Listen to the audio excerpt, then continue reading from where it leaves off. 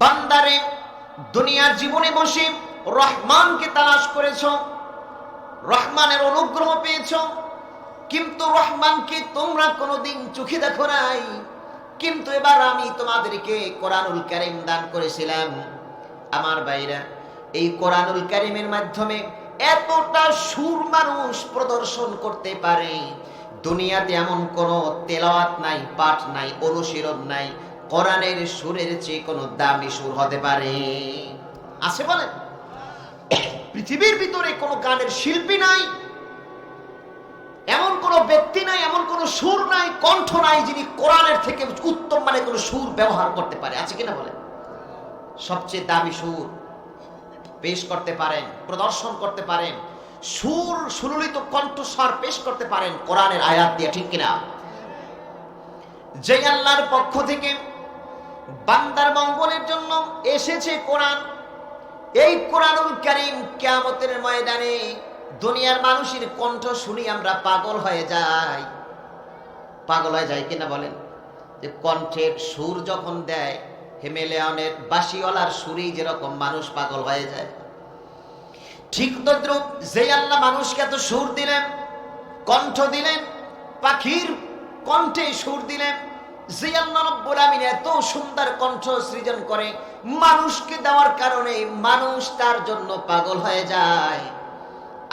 দাউদ আলাইহিস সালাতু ওয়াস সালামকে আল্লাহ রাব্বুল আমিন এমন সুর দিয়েছিলেন, তিনি যখন নদীর কিনারে বসে জাবুর তেলাওয়াত করতেন, সুরের এত ঝংকার তার কণ্ঠ থেকে বের হতো, সমুদ্রের মাছেরা পর্যন্ত সমুদ্রের কিনারায় চলে আসতো তার সুর শোনার জন্য।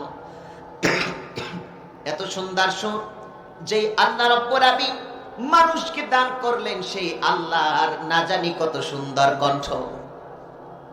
বান্দাদেরকে কিয়ামতের ময়দানে তেলাওয়াত করে তোরে শোনাবেন, বান্দারে দুনিয়াতে বসে অনেক কোরআন তেলাওয়াত করেছো, সকালে করেছো, সন্ধ্যায় করেছো, তাহাজ্জুদের ওয়াক্তে করেছো, সন্তানকে মাদ্রাসায় প্রেরণ করে সন্তানকে কোরআনুল কারীম পাঠদানের মাধ্যমে তেলাওয়াতের কণ্ঠ তার কণ্ঠের ভিতরে বসায়া দিয়েছো।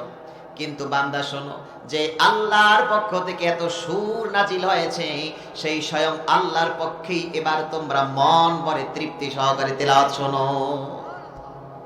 এখন তো আমরা বলি আর রহমান, আল্লাহ বলবেন না না, এখন আর রহমান না। আমরা কি কখনো আল্লাহকে দেখেছি বলে? হ্যাঁ, কখনো দেখতে পাবো? আল্লাহ বলেন, বান্দারে দুনিয়াতে বসে তোমরা আমাকে পাঠ করেছো আর রহমান, কিন্তু আমি যখন তেলাওয়াত করব তখন আর রহমান বলবো না, তখন আল্লাহ নিজেই বলেন আমি পাঠ করব আনার রহমান। সুবহানাল্লাহ, যে আমি হচ্ছি সেই রহমান, যেই রহমানকে তোমরা তালাশ করেছিলে। রহমান এবং রহিম এই দুটির ভিতরে অনেক পার্থক্য আছে। রহমান এবং রহিম, রহমানের ওসিলায় গোটা দুনিয়াটা আল্লাহ রাব্বুল আমিন পরিচালনা করেন, নিয়ামত দেন, বরকত দেন, দয়া করেন। মুসলিম অমুসলিম, নামাজি বেনামাজি, নেককার গুনাহগার সবার প্রতি সমানভাবে ইহসান করেন, দয়া করেন, রিজিক দেন, সম্মান দেন, বারাকাত দেন, করুণা দেন, সব নিয়ামত নাজিল করেন রহমানের কারণে। কিন্তু রহিম, এই রহিম নামটা আল্লাহ রাব্বুল আমিন স্পেশাল ভাবে রেখে দিয়েছেন। রহমান নাম রেখেছেন দুনিয়ার ইমানদার বেঈমান সকলের জন্য, কিন্তু রহিম নাম এইটা কেবলমাত্র আল্লাহ রাব্বুল আমিন স্পেশাল ভাবে কিয়ামতের জন্য রেখে দিয়েছেন। রহমান নামের মাধ্যমে মুসলমান ও মুসলিম সবাই উপকৃত হয়, হয় কিনা বলেন? মুসলমান গাছের যেরকম ফল হয়, অমুসলিম গাছেরও সেরকম ফল। মুসলমানের পুকুরে যেরকম মাছ, অমুসলিমের পুকুরে সেরকম মাছ। মুসলমান ঘরে যেরকম সন্তান হয়, অমুসলিম ঘরে সেরকম সন্তান হয়। এখানে কোনো বৈষম্য আল্লাহ রাখেন নাই, কেননা রহমান নামের বন্টন আল্লাহ গোটা দুনিয়ার জন্য সমানভাবে বন্টন করেন। কিন্তু কিয়ামতের ময়দানে আল্লাহ রাব্বুল আমিন রহিম নামটা কেবলমাত্র বান্দাদের জন্য স্পেশাল রাখবেন। যাদের জন্য রাখবেন তারা হচ্ছে গুনাহগার ইমানদারদের জন্য। আল্লাহর যে 99টা নাম আছে, তার প্রধান নাম হচ্ছে আল্লাহ। প্রধান নাম কি বলেন? সবাই বলেন প্রধান নাম কি? আল্লাহ। এরপরে সব থেকে যে দুটি নাম দামি, সেই দামি নাম দুটি হচ্ছে রহমান এবং রহিম।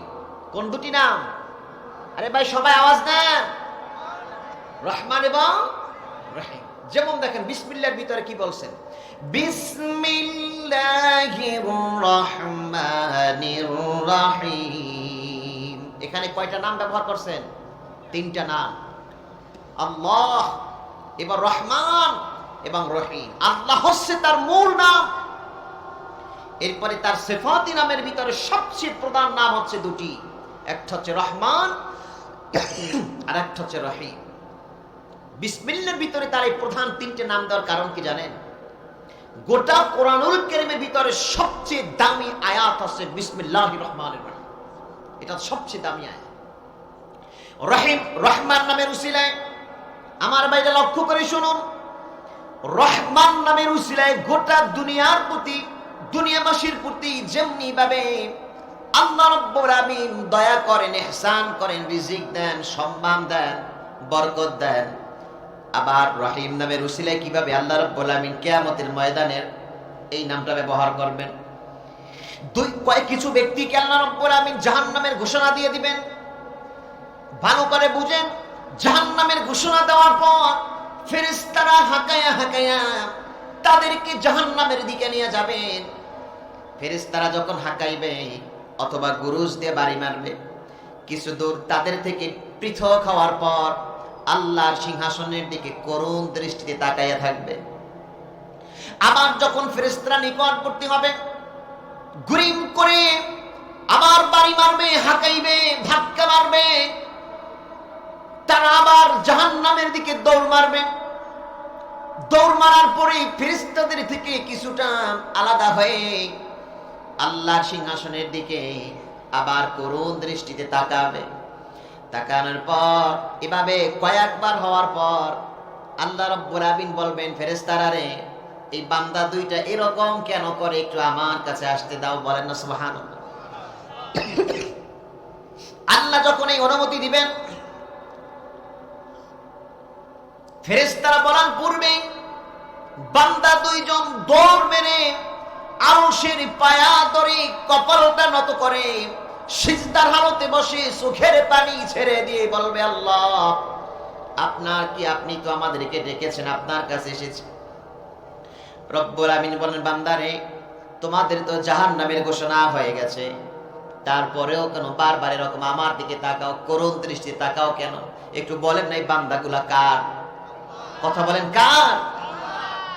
আল্লাহ চান না তার কোন বান্দা জাহান্নামী হোক, আল্লাহ চান না তার কোন বান্দা জাহান্নামী হয়ে যাক, এটা আল্লাহ রাব্বুল আমিন কখনোই চান না।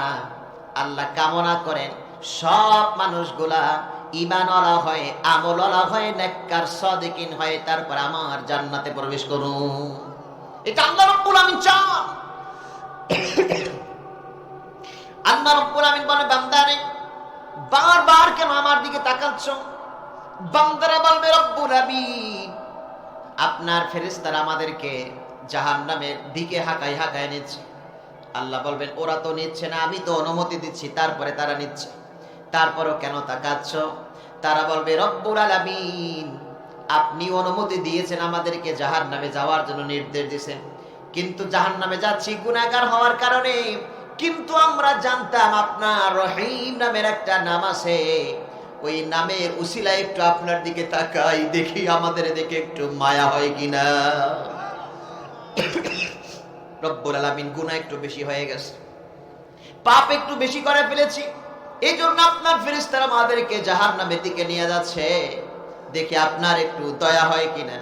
আমরা জানতাম আপনার একটা রহিম নাম আছে, দেখি ওই নামের উসিলায় আপনার অন্তরটা আমাদের জন্য একটু নরম হয় কিনা। আল্লাহ রাব্বুল আমিন বলবেন, ও আমার ফেরেশতারা, আমার এই বান্দাগুলি আমার রহিম নামের উসিলা দিয়েছে, এখন যদি আমি এই বান্দাগুলার মাফ না করি, আমি সারা এই বান্দাগুলার কিয়ামতের ময়দানে আপন বলতে কেউ নাই, আমার রহিম নামের ওসিলা দিয়েছে। এখন যদি আমি তাদের মাফ না করি, আমার রহিম নামের ইজ্জত থাকে না। এইভাবে এই রহিম নামের উসিলায় আল্লাহ রাব্বুল আমিন বান্দাদেরকে মাফ করবেন, ছোট্ট ছোট্ট উসিলায় মাফ করে দিবেন। রহমানুদ দুনিয়া ওয়া রহিমুল আখিরাহ, এই রহমান নামটাই আল্লাহ সৃষ্টি করেছেন দুনিয়াবাসীদের জন্য, আর রহিম নামটাকে সৃষ্টি করেছেন আখিরাতে গুনাহগার বান্দাদের মাফের জন্য। সুবহানাল্লাহ। আল্লাহ রাব্বুল আমিন বলেন, আর-রহমানু আল্লামাল কুরআন খালাকাল ইনসানা আল্লামাহুল বায়ান। আর-রহমানু আলাল আরশি ইস্তাওয়া, আমি রহমান আরশের উপরে সমাসীন হয়েছি।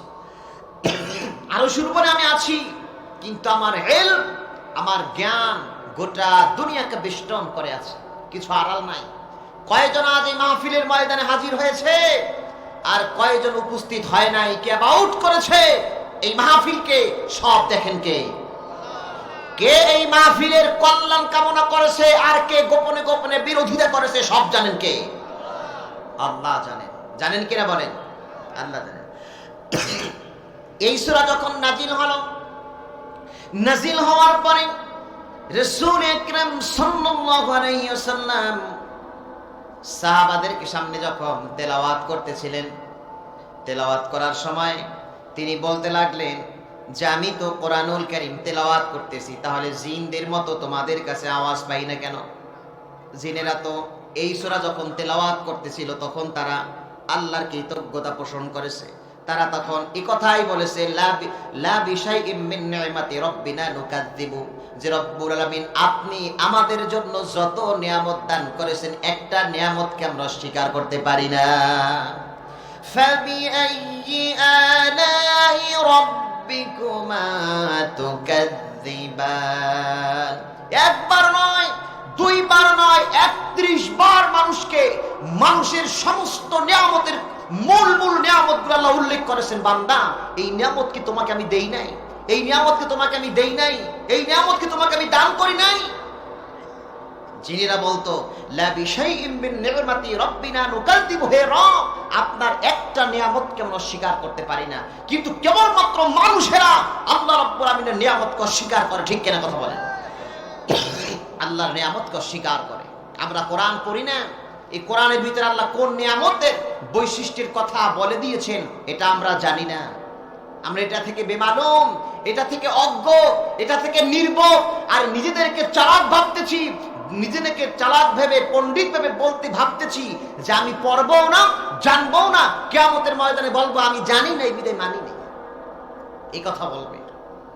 কিন্তু আল্লাহ রাব্বুল আলামিন বলে, বান্দারে নাম কোরআন আমি তোমাদের জন্য নাজিল করেছি, দুটি শিক্ষা দেওয়ার জন্য নাজিল করেছি। বলেন কয়টা শিক্ষা? আল্লাহ রাব্বুল আমিন সেই কথাটি কোরআনুল কারীমের মধ্যে আবার বলে দিয়েছেন, আল্লামাল কুরআন। এই আল্লামা কোরআনের ভিতরে দুটি শিক্ষা। এক নম্বর শিক্ষা হচ্ছে যা শিক্ষা দেওয়া হয় অর্থাৎ রবের পক্ষ থেকে। এখানে শিক্ষা দেওয়া হবে কার পক্ষ থেকে? কথা বলেন, কার পক্ষ থেকে? রবের পক্ষ থেকে। আর দ্বিতীয় শিক্ষা হচ্ছে খলাকাল ইনসান, যাকে শিক্ষা দেওয়া হয়। কাকে? মানুষকে। কাকে শিক্ষা দেওয়ার জন্য? মানুষকে। যা কিছু শিক্ষা দেওয়া হয় এটা রবের পক্ষ থেকে যে জ্ঞান এসেছে। যেমন কোরআনুল কারীম যখন সর্বপ্রথম নাজিল হয়েছে, আল্লাহ রাব্বুল আমিন নিজের একাত্মবাদের কোনো কথা বলে নাই, উলুহিয়াতের কোনো কথা বলে নাই।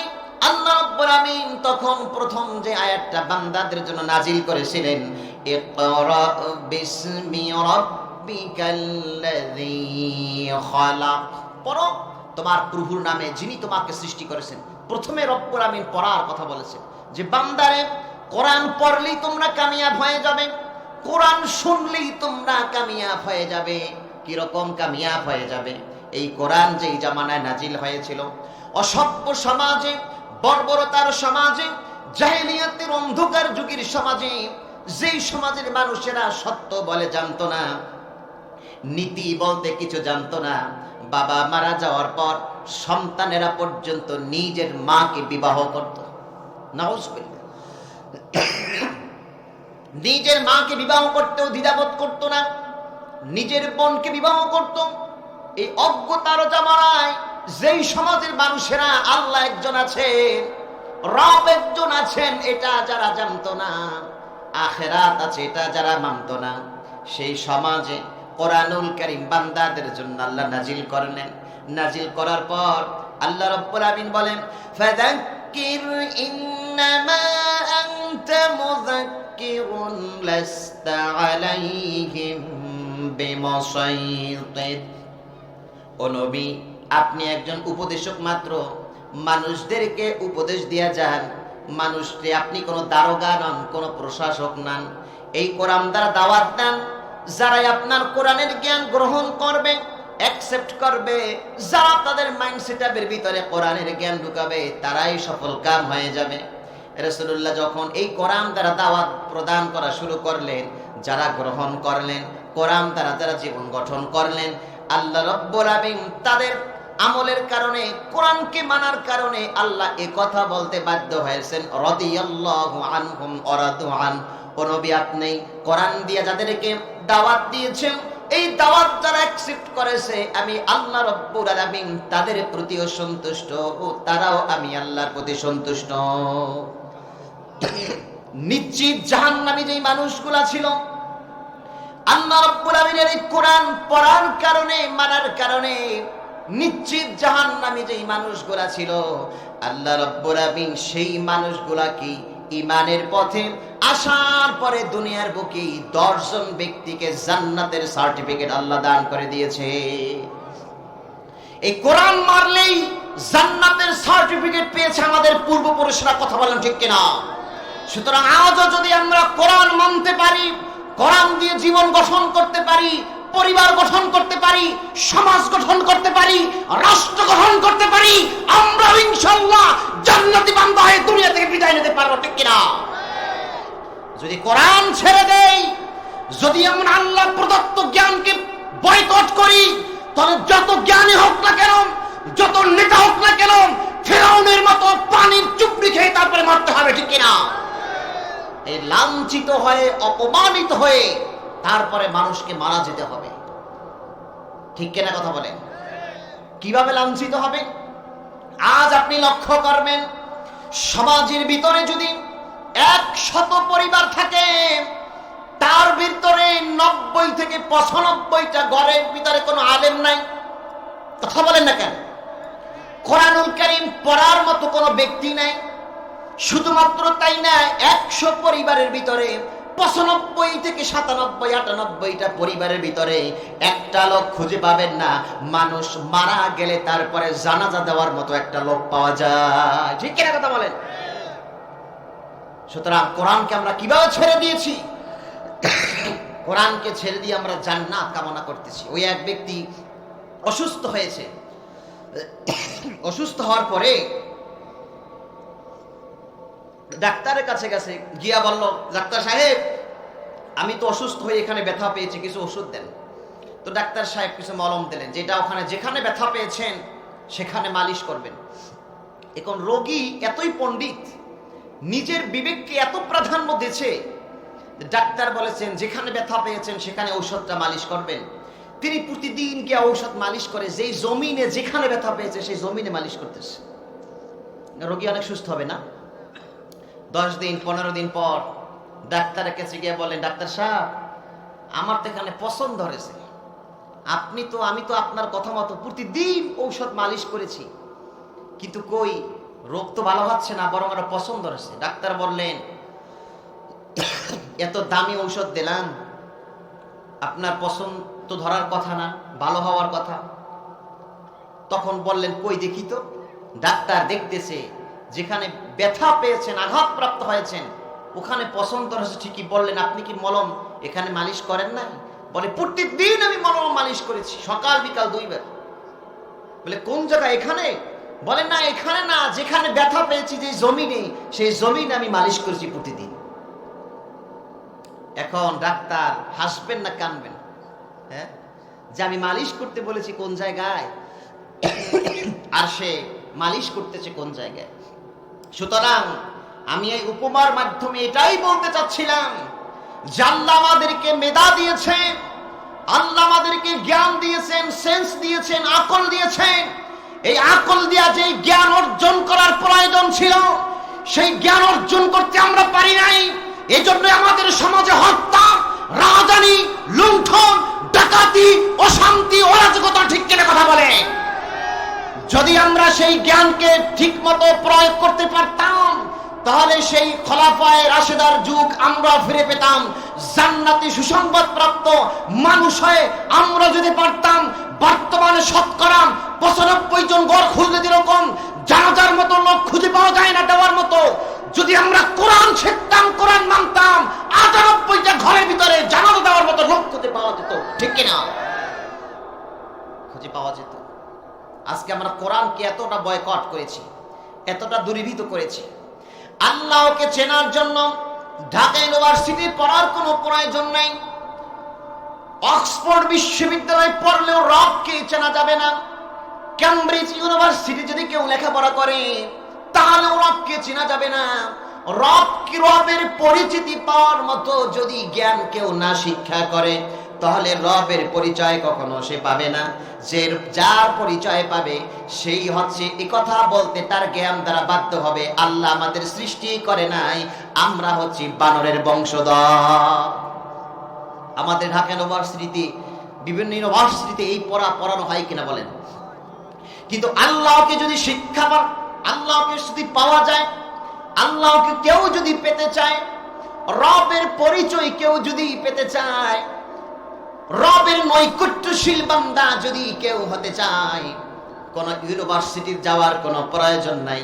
ঘরের পাশে যেই সকালবেলা নিকটস্থ মসজিদের ইমাম সাহেব জি মক্তব পড়ান, কিংবা নুরানি মাদ্রাসা, কেরাতুল কোরআন মাদ্রাসা, ওখানে যদি কেউ ইলম অর্জন করে, ওখানে গিয়ে সে রবের পরিচয় পাবে।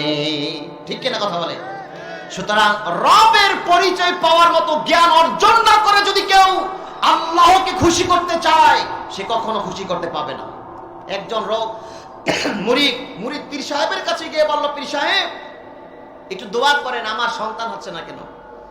তো পীর সাহেব খুব জবরদস্ত একজন পীর সাহেব, তিনি বললেন, ঠিক আছে দোয়া করে দিলাম, যাও বাবা, তোমার সন্তান ইনশাআল্লাহ হবে। হবে তো? হ্যাঁ। আবার আসলেন, আবার দোয়া করলেন, আবার আসলেন, আবার দোয়া করলেন। কয়েকবার পর, কয়েক মাস পর আবার আসলেন, হুজুর আপনি যে দোয়া করেছিলেন বটে, ওই আমার তো কোনো সন্তান হচ্ছে না। পীর সাহেব মহা মুসিবতে পড়ল, সন্তান হবে না কেন? আমি তো দোয়া করে দিয়েছি। এরকম মিস তো কারো হয় না। কিছু কিছু আল্লাহওয়ালা লোক আছে না, যাদের দোয়া আল্লাহ কবুল করেন, আছে কিনা বলেন? এবার বললেন, বাবা সন্তান না হওয়ার কোন উপকরণ দেখি না, তোমার স্ত্রী কোথায় থাকে আর তুমি কোথায় থাকো? বললে, হুজুর আমি তো বিবাহ করি নাই, আমার তো স্ত্রী নাই। এবার পীর সাহেব তাকে বলল, আরে বোকা, বিবাহ না করলে কি আর সন্তান পাওয়া যায় নাকি? সন্তানের জন্য তো স্ত্রী শর্ত। ঠিক কিনা বলেন?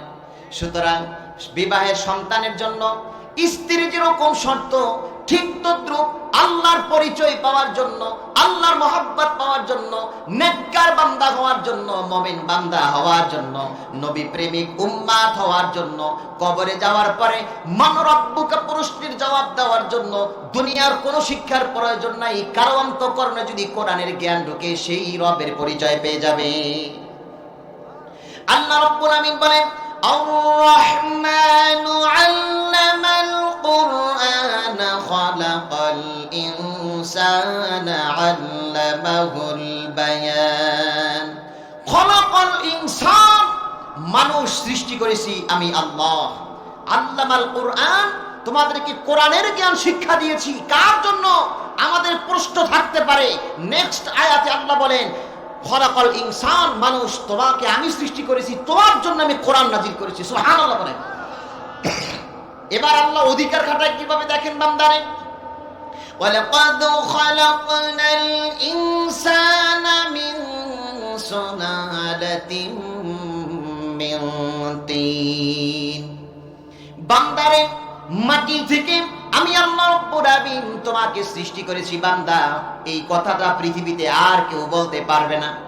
হিন্দুদের দেবতা বলেন, খ্রিস্টানরা যিশু বলেন, অন্যরা অন্য প্রভু বলুক, তাদের দেবতা বলুক, ভগবান বলুক, যে যাকে মানুক না কেন সকলেই প্রভু মানতে পারে, দেবতা মানতে পারে, কিন্তু মানুষ আমি সৃষ্টি করেছি এটা আল্লাহ ছাড়া পৃথিবীতে আর কেউ বলতে পারবে না। পারবে না কি বলে? কিন্তু রব দাবি করতে পারে অনেক মানুষে, যেরকম ফেরাউন, তিনি দাবি করেছিলেন আনা রব্বুকুমুল আলা, আমি হচ্ছি তোমাদের বড় রব। কেন, কিভাবে রব হলেন? জামার কথায় সমুদ্রের পানি এদিক ওদিক হয়, আমি গাছে ফল দেই, আমি তোমাদেরকে মেঘ মুক্ত আকাশে মেঘের ব্যবস্থা করে বৃষ্টি ব্যবস্থা করি। এই জন্য তিনি নিজেকে রব দাবি করেছিলেন। নমরুদ সেও নিজেকে রব দাবি করেছিলেন, যেরকম পিতা মাতাকেও আল্লাহ রাব্বুল আমিন রব বলেছেন, রব্বিরহামহুমা কামা রাব্বায়ানি সগীরা। এখানে দুইজন রবের কথা আল্লাহ বলেছেন। প্রথম রব আল্লাহ রাব্বুল আমিনকে বোঝানো হয়েছে, আয় আল্লাহ আমার পিতামাতাকে আপনি রহম করেন জীবিত অবস্থায়, আখিরাতে কবরে আপনি মাফ করে দেন। দ্বিতীয় রবকে বোঝানো হয়েছে কামা রাব্বায়ানি সগীরা, যেমনি ভাবে আমার পিতামাতা ছোটবেলায় আমাকে লালন পালন করেছেন। এখানে পিতামাতা একজন রবের সঙ্গে তুলনা করা হয়েছে, অর্থাৎ তারাও লালন পালন করেন এই জন্য। কিন্তু খালেক সৃষ্টিকর্তা এই কথাটি পৃথিবীতে কেউ বলতে পারে নাই। আল্লাহ ছাড়া কারো মুখ থেকে আজ পর্যন্ত খালেক শব্দটা বের হয় নাই। এজন্য আল্লাহ রাব্বুল আমিন কোরআনুল কারীম যখন নাযিল করেছেন তখন বলেছেন ইকরা বিসমি রাব্বিকাল্লাযী খালাক, পর তোমার সেই প্রভুর নামে যিনি তোমাকে সৃষ্টি করেছেন। এটা পৃথিবীর সব মানুষেরা এটা ইমানে মুসলিম অমুসলিম, আমাদের স্রষ্টা হচ্ছেন আল্লাহ। কিভাবে তোমাকে আমি সৃষ্টি করলাম? সুম্মা জাআলনাহু নুতফাতান ফি করারিম মাকিন। বান্দারে, আল্লাহ রাব্বুল আমিন বান্দার প্রতি অধিকার খাটিয়ে কথা বলতেছে। যেরকম সন্তান পিতার অবাধ্য হয় না, কেন হয় না জানেন? তিনি তাকে জন্ম দিয়েছেন, তাকে দুনিয়াতে আনছেন, মানে লালন পালন করছেন। দুনিয়াতে আসার পরে মা তাকে দুধ পান করিয়েছেন। এজন্য কোন সন্তান পিতামাতার অবাধ্য হয় না। হয় না কি বলেন? কথা বলেন না কেন? অবাধ্য হয়। পিতামাতা যেরকম সন্তানের প্রতি অধিকার প্রয়োগ করে, ঠিক তদ্রুপ আল্লাহ রাব্বুল আমিন বান্দার প্রতি অধিকার কিরকম প্রয়োগ করছেন দেখেন। বান্দা, তোমাকে পিতামাতা কেবল লালন পালন করিয়েছে, মা দুধ পান করিয়েছে, পিতা তোমাকে জন্ম দিয়েছে। এজন্যই যদি পিতামাতার এতটা হক হতে পারে, আমি আল্লাহর হকটা কত বেশি হতে পারে একটু বিবেচনা করো। আল্লাহ রাব্বুল আমিন বলেন বান্দারে, ইয়াখরুজু মিন বাইনিস সুলবি ওয়াত তারাইব, পিতার পৃষ্ঠদেশের ভিতরে তুমি ছিলে শুক্রাণু আকারে। একটা প্রক্রিয়ার মাধ্যমে আমি আল্লাহ রাব্বুল আমিন তোমাকে মাতৃগর্ভের ভিতরে আনলাম। মাতৃগর্ভের ভিতরে আনার পরে মহিলাদের স্ত্রী জাতির ডিম্বাণুর সঙ্গে একত্রিত করলাম। সুম্মা জাআলনাহু নুতফাতান ফি করারিম মাকিন, একটি সুরক্ষিত জায়গায় স্ত্রী জাতি ডিম্বাণুর সঙ্গে আমি আল্লাহ পুরুষদের শুক্রাণু একত্রিত করলাম। আল্লাহু আকবার বলেন। এরপরে আল্লাহ বলেন বান্দার দেখো, হাজার পুরুষের শুক্রাণুকে যদি একটা পাত্রের ভিতরে রাখা হয়, কখনো তার থেকে রক্তপিণ্ড তৈরি হবে না। হবে না কি বলেন? আবার হাজার হাজার মহিলাদের ডিম্বাণুকে যদি একটা পাত্রের ভিতরে রাখা হয়, তা দ্বারা কখনো রক্তপিণ্ড হবে না। আল্লাহ বলেন বান্দারে, মহিলাদের ডিম্বাণুর সঙ্গে পুরুষের শুক্রাণুকে যখন আমি একত্রিত করলাম, সুম্মা খালাকনান নুতফাতা আলাকা, আমি আল্লাহ রাব্বুল আমিন ডিম্বাণু এবং শুক্রাণুকে একত্রিত করার পর একটা রক্তপিণ্ড তোমাকে আমি মাতৃগর্ভে তৈরি করলাম।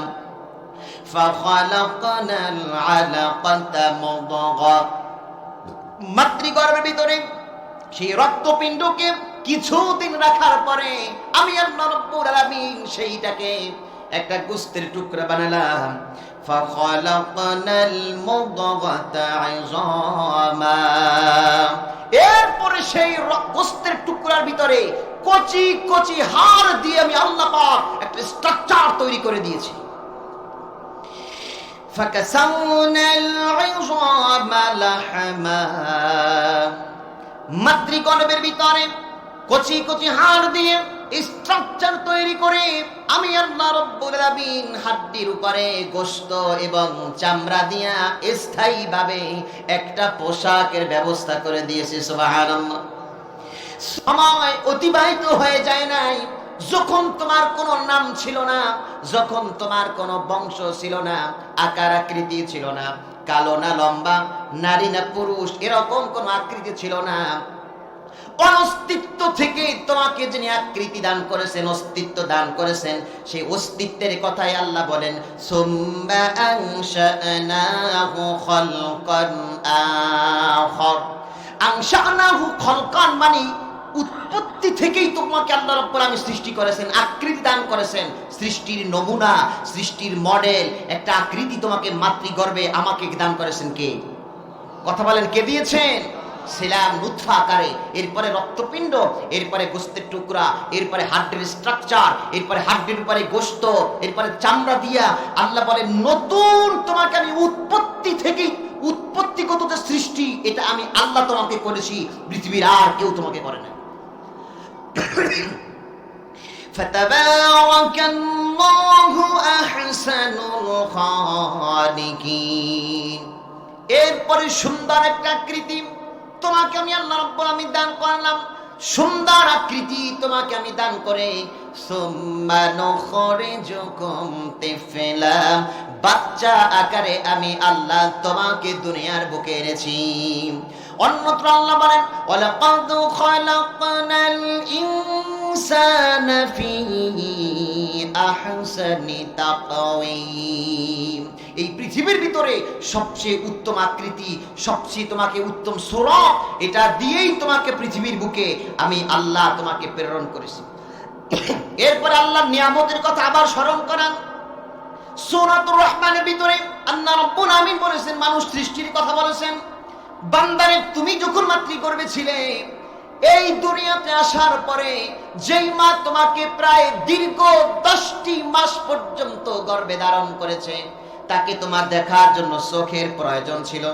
বান্দা তুমি জানতে না তোমার চোখ লাগবে।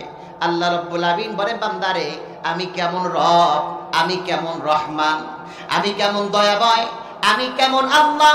এবার একটু লক্ষ্য করো বান্দা, যেই মা তোমাকে দুনিয়ার বুকে আনলো, সেই মাকে তুমি দেখবা, এই নয়নাবিরাম দৃশ্যাবলী তুমি একটু দেখবা। তোমার চোখের প্রয়োজন ছিল, তুমি তো জানতে না। আলাম নাজআল লাহু আইনাইনি ওয়া লিসানাহু ওয়া শাফাতাইন। বান্দারে দুনিয়ার নয়নাবিরাম দৃশ্যাবলী দেখার জন্য তোমার চোখের প্রয়োজন ছিল, রব্বুল আলামিন আমি তোমাকে কি সেই দুটি চক্ষু দান করি নাই? এই চক্ষু দুটা কে দান করেছেন? আবার শুধুমাত্র তাই না, যেই মা গর্ভে ধারণ করেছেন সেই মাকে মা বলে ডাক দিবে, বাবাকে বাবা বলে ডাক দিবে, আপনজনকে আপন কথা বলে ডাক দিবে। এজন্য জিহ্বার প্রয়োজন ছিল, ওয়া লিসানাহু ওয়া শাফাতাইন। বান্দা, দুটি ঠোঁট এবং একটি জিহ্বা কথা বলার জন্য তোমাকে কে দান করেছিল? চিল্লায়ে কথা বলেন, কে দিয়েছে? আল্লাহ দিয়েছেন। আল্লাহ এগুলা দান করেছিলেন। আল্লাহ বলেন, অধিকার খাটাই বলছেন, আমি কি তোমাকে দান করি নাই? এবার রব্বুল আমিন আরো জোর খাটিয়েছেন, প্রশ্নবোধক করেছেন, বান্দা তোমাকে কি আমি দেই নাই? অনেক সময় পিতামাতা কথা যদি সন্তান না শোনে, বড় হওয়ার পর তখন একটা অধিকার খাটাই কথা বলে, হ্যাঁ এখন তো বড় হয়েছো, এখন আর মা বাবা লাগবে না। কিন্তু ছোটবেলায় যখন কথা বলার শক্তি ছিল না, যখন হাঁটতে পারতে না, তখন যদি বালিশ চাপা দিয়ে মেরে ফেলতাম, তখন তো তোমার এই বাক শক্তি আর এই শক্তি থাকতো না। তখন তো তোমাকে আমিই দেখাশোনা করেছিলাম, আর এখন তুই আমাকে ভুলে গেলি। মা বাবা এরকম কথা বলে না? তো আল্লাহ রাব্বুল আমিন বান্দাকে এইভাবে অধিকার খাটাচ্ছেন, বান্দারে তোমাকে কি আমি এরকম দুটি চক্ষু দেই নাই? তোমাকে কি আমি এরকম কথা বলার জন্য দুইটা ঠোঁট, একটা জিহ্বা কি তোমাকে আমি দান করি নাই? শুধুমাত্র তাই না, আল্লাহ আর বান্দাদেরকে বুঝাচ্ছেন। আয়াতের তাফসীর এসেছে খলাকাল ইনসানের তাফসীরে, বান্দারে তুমি যখন মাতৃগর্ভে ছিলে, তোমার রক্ত থেকে যখন গোশতের টুকরা বানালাম, এরপরে যখন প্রাণটাকে সঞ্চার করা হলো, এখন প্রাণ যার আছে তারই তো খাবারের প্রয়োজন আছে, আছে কিনা বলেন? কথা বলেন না কেন, আছে কিনা? যার প্রাণ আছে তারই খাবার দরকার। এই দুনিয়ার ভিতরে এমন এমন মাখলুক আছেন, হাত দিয়ে দুই আঙ্গুলি দিয়ে ধরলে যার অস্তিত্ব খুঁজে পাওয়া যায় না, তারও ক্ষুধার অনুভূতি আছে, আছে কিনা? এজন্য রাসূল বলেছেন তাগদু খিমাসান ওয়া তারুহু বিতানা। পৃথিবীর ছোট্ট ছোট্ট থেকে শুরু করে নীল তিমি পর্যন্ত যত মাখলুক আছে, ক্ষুধার অনুভূতি যখন লাগে আল্লাহর উপর তাওয়াক্কুল করে বাসা থেকে খালি পেটে বের হয়ে যায়। তাকদু খিমাসান ওয়া তারুহু বিতানা। আল্লাহ রাব্বুল আমিনের উপর তাওয়াক্কুল করে এরা বের হয়ে যায়, আর ভরা পেট করে আল্লাহ তাদেরকে আবার বাসায় ফিরাইয়া দেয়। প্রাণ যার আছে তারই ক্ষুধা আছে। যখন তোমার প্রাণ সঞ্চার করা হলো, ক্ষুধা লাগছে, কি খাবে তুমি? দুনিয়াতে এমন কোন ডাক্তার ছিল না, চিকিৎসক ছিল না যিনি সেখানে খাবার খাওয়াবে। মাতৃগর্ভে ছিল না, কি বলে? ছিল না। আল্লাহ বলেন বান্দারে, আমি আল্লাহ রাব্বুল আমিন তোমার মায়ের মাসিককে বন্ধ করে দিয়ে তোমার নারের সঙ্গে মায়ের নারের একটা সংযোগ স্থাপন করে আমি আল্লাহ রাব্বুল আমিন তারপরে তোমাকে খাবারের বন্দোবস্ত করে দিয়েছি। তোমাকে আমি বন্দোবস্ত করে দিয়েছি বান্দা, কিন্তু তোমাকে আমি নাপাক পানিটাকে মুখের ভিতরে লাগাই নাই, মুখটাকে আমি আল্লাহ রাব্বুল আমিন পবিত্র করে রেখেছি। কিন্তু দুঃখের সঙ্গে বলতে হয়, যে আল্লাহ রাব্বুল আমিন বান্দাদের মুখটাকে মাতৃগর্ভে নাপাক করেন নাই, পবিত্র রেখেছেন, নারের মাধ্যমে নাপাক পানিটাকে বক্ষণ করাইছেন, ক্ষুধা নিবারণ করেছেন, সেই মানুষেরা দুনিয়াতে আসার পরে গাঁজা, মদ, ইয়াবা, সিগারেট, ফেনসিডিল খেয়ে খেয়ে তারা তাদের মুখটাকে নাপাক করতেছে। ঠিক কিনা কথা বলেন? সেই নাপাক মুখটায় দুনিয়াতে আসার পরে সর্বপ্রথম কোরআনের বাক্যগুলো উচ্চারণ হওয়ার কথা ছিল, আল্লাহর নাম উচ্চারণ হওয়ার কথা ছিল, কিন্তু আজ বাচ্চারা, মা বাবা বাচ্চাদেরকে সেই রবের নামটা পবিত্র মুখ দিয়া স্পষ্টভাবে ফুটানোর ব্যবস্থাও তারা করতেছে না। এজন্য মানুষগুলা মুসলমান হওয়া সত্ত্বেও কেমন মুসলমান হলো, যেটা শুনলেই বুঝতে পারবেন কেমন মুসলমান তুমি, কেমন মুসলমান। বলেন আমার সঙ্গে, কেমন মুসলমান তুমি, কেমন মুসলমান। জোরে আওয়াজ দেন, কেমন মুসলমান তুমি। নামাজ না পড়ে থাকো ঘুমিয়ে, নামাজ না পড়ে থাকো ঘুমিয়ে, আবার বিড়িতে মারো টান। কেমন মুসলমান তুমি, কেমন মুসলমান। জোরে বলেন, আওয়াজ দেন, কেমন মুসলমান তুমি। রিজিকের মালিক আল্লাহ তাআলা এটা তুমি জানো, সুখের মালিক আল্লাহ তাআলা এটাও তুমি মানো। এটা মানে কি না আমরা? রিজিকের মালিক আল্লাহ তাআলা এটা তুমি জানো, সুখের মালিক আল্লাহ তাআলা এটা তুমি মানো। তবুও হালাল ছেড়ে কেন তোমার, তবু হালাল ছেড়ে কেন তোমার হারামের প্রতিটান। কেমন মুসলমান তুমি, কেমন মুসলমান। যদি বলে কেমন মুসলমান তুমি। কি কষ্ট হচ্ছে আপনাদের? কষ্ট হচ্ছে?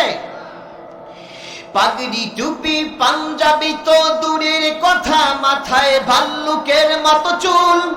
নবীর আদর্শ ছেড়েছ তুমি, পরেছ কানে দুল। ঠিক না?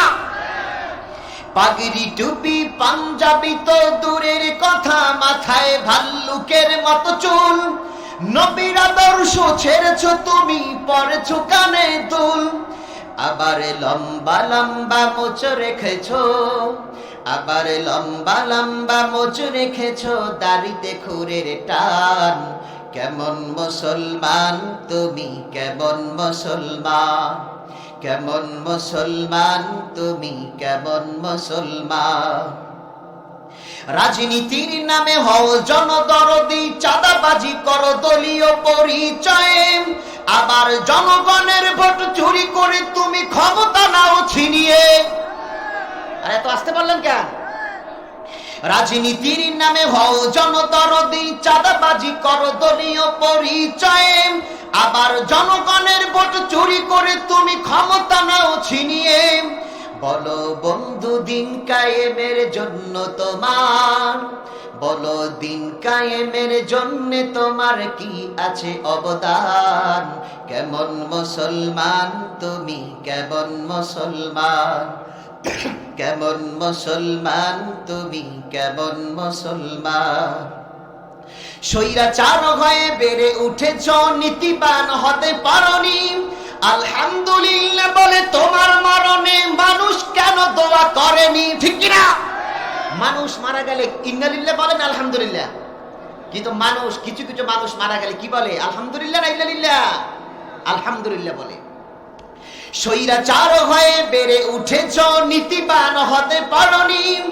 আলহামদুলিল্লাহ বলে তোমার মরণে মানুষ কেন দোয়া করেনি। কেমন জীবন তুমি করেছো গঠন, কেমন জীবন তুমি করেছো গঠন, ছেড়ে দিয়েছো আল কোরআন। কেমন মুসলমান তুমি, কেমন মুসলমান, কেমন মুসলমান তুমি, কেমন মুসলমান। কথাগুলো সত্য কিনা বলেন? কথা বলেন সত্য কিনা? এই কোরআনের জ্ঞান অর্জনের জন্য যে আদর্শের কথা বলেছিলাম, বাইতুল উলুম, এই পাতলা বাইতুল উলুম নুরানি মাদ্রাসা চিরুনি অভিযান তল্লাশি করে সমস্ত শিক্ষক ছাত্রদেরকে তল্লাশি করবেন। তাদের মাথার ভিতরে যেই চুলের কাঠিম দেখতে পাবেন সেটা কেবলমাত্র মদিনাওয়ালার আদর্শ। ঠিক কিনা কথা বলেন? কিন্তু প্রাইমারি স্কুল থেকে শুরু করে হাই স্কুল, কিন্ডারগার্টেন, যেখানে কোরআনের জ্ঞান নাই সেখানে মদিনাওয়ালার আদর্শ নাই। চিল্লে ঠিক কিনা? তো যেই শিক্ষার ভিতরে মদিনার আদর্শ নাই, নবীজির আদর্শ নাই, এই শিক্ষা মানুষ কি কখনো জান্নাতের পথে নিতে পারে না। ঠিক কিনা? সুতরাং আল্লাহ রাব্বুল আমিন বান্দাকে স্মরণ করে দিচ্ছেন, বান্দারে আল্লাহ রাব্বুল আমিন মাতৃগর্ভে